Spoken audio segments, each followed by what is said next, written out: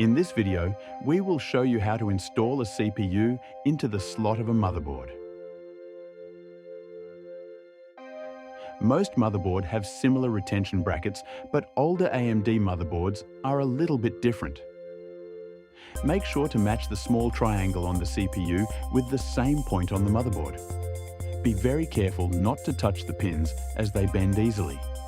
After placing the CPU into the motherboard, close the retention bracket and lower the lever till it catches under the side.